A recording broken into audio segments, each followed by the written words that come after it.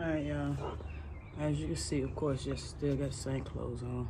This video is recorded the same day as the last video y'all just seen. I'm gonna just give y'all a little history right quick, a little history on why and what made me start breeding.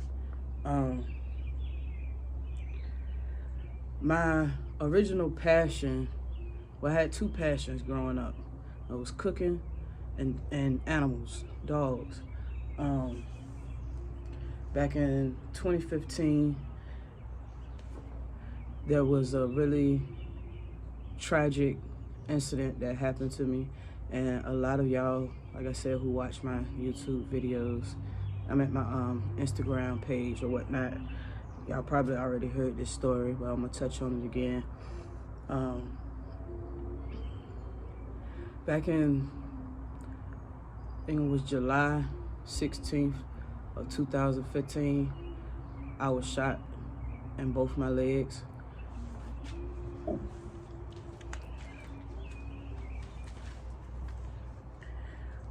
don't know if y'all can see it. The bullet went through right here. It came out right here. Went back in right here. And then it came out the back of my leg over here somewhere. And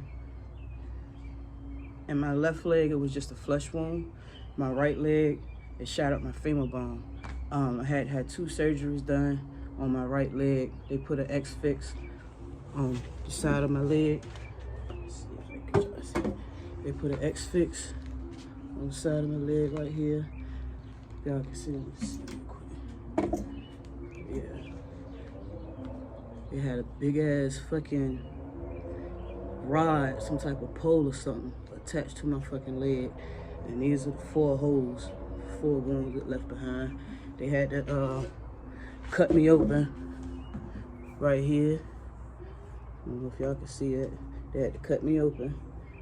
They had this had all that shit attached to my leg. I had a big ass fucking X-Fix on my leg. That was the first surgery.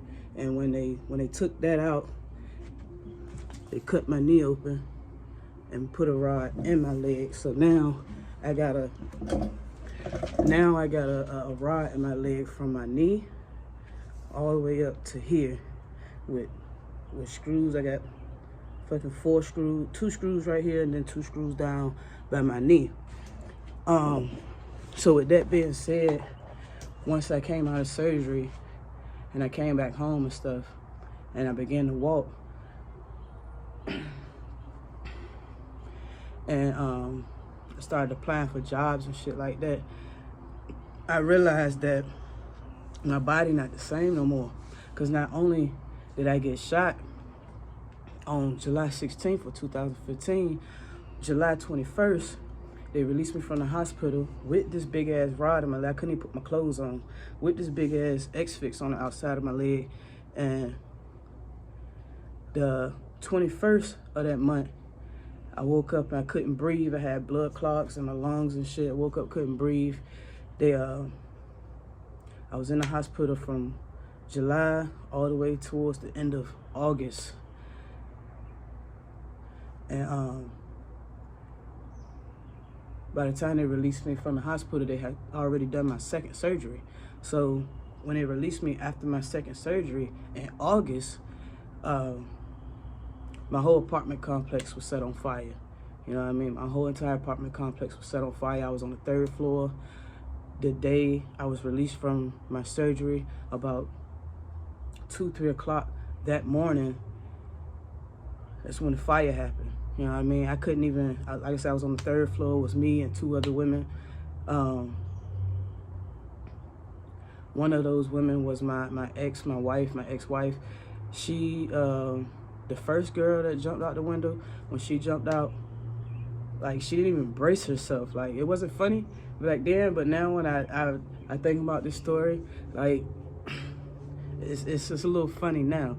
She got there, she didn't even brace herself when she jumped out this window. Like, she just pulled the fucking dresser away from the window, opened that bitch up, and just went out there. Like, I looked down, I could see her screaming and shit. I'm like, yo, baby, ain't no way I'm making it out this window, you know? Like, I'm terrified, like shaking. You can hear my crutches shaking. I can barely hold myself up. At this time, the window that we crawling out of is about this high to me.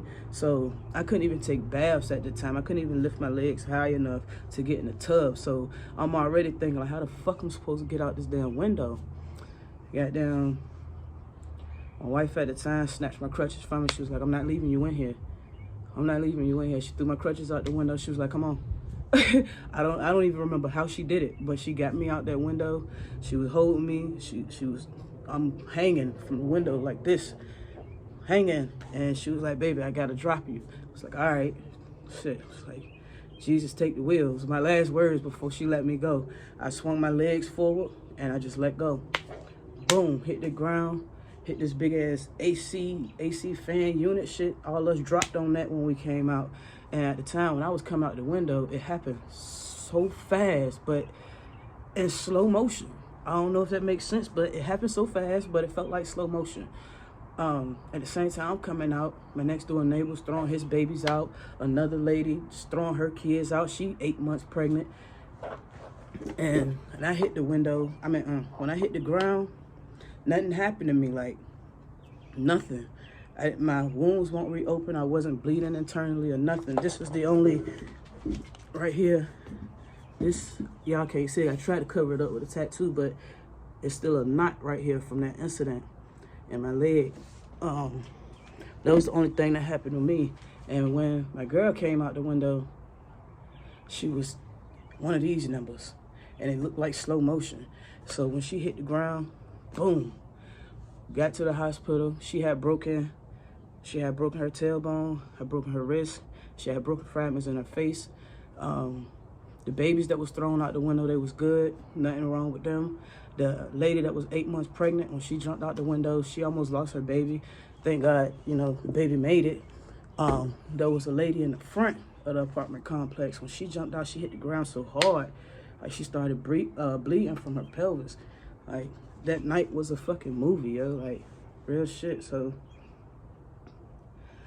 with all that being said, my body is in no condition to be working. Like, no, I can't work. I can't work a 8 to 12 hour job. I can't stand. I can't stand for long periods of time. I can't walk for long periods of time. I can't jump, jog, swim. Like, it's a lot I can't do that I used to be able to do. So working for somebody was out of the question for me.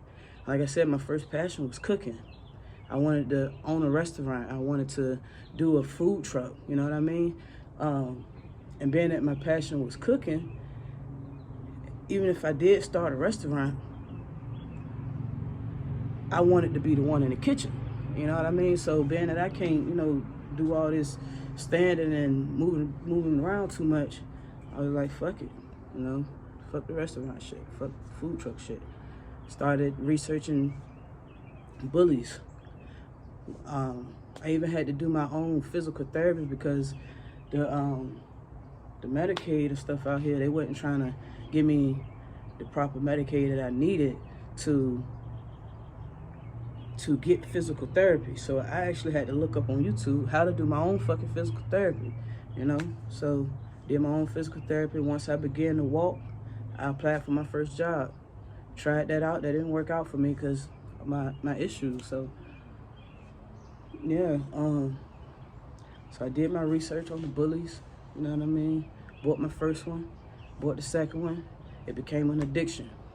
Hired people, got 8 more, like, yeah, so. And I know y'all probably wondering, I know I'm gonna get some questions about my tattoos and shit, but yeah, so that's why I started breeding. One, because dogs were a passion for me. It didn't feel like work.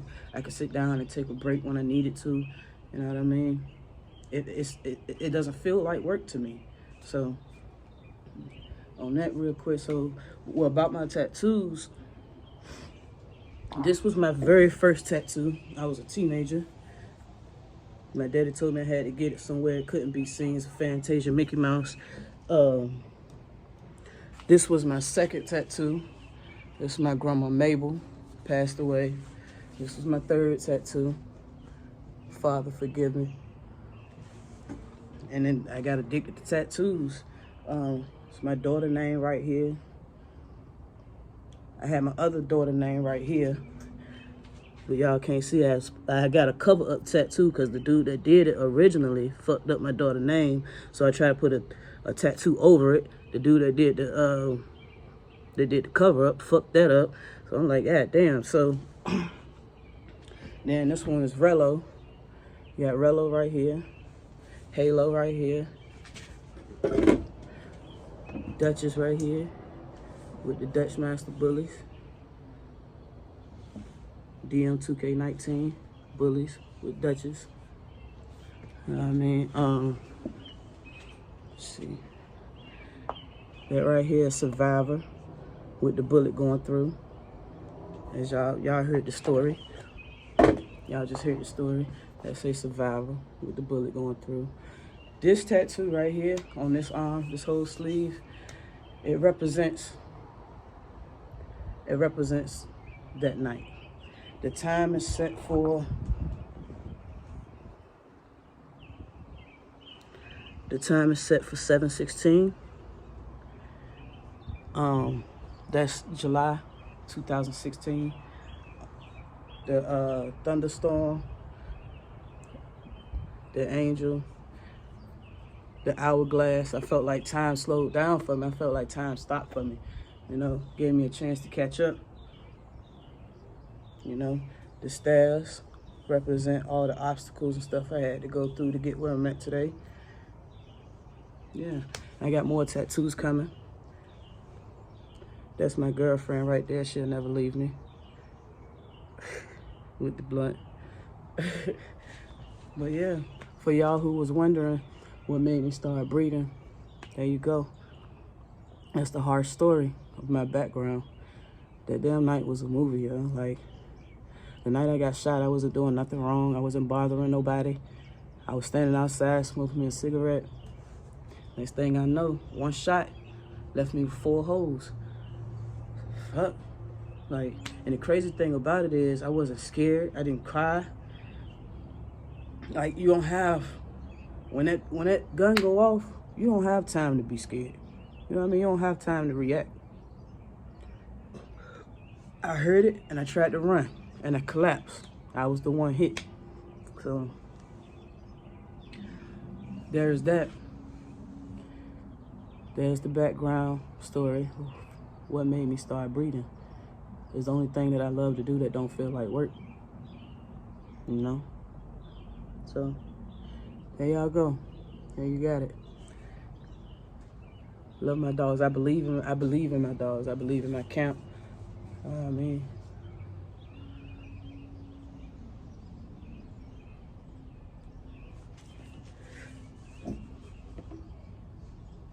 I got this tattoo right here too. I almost forgot.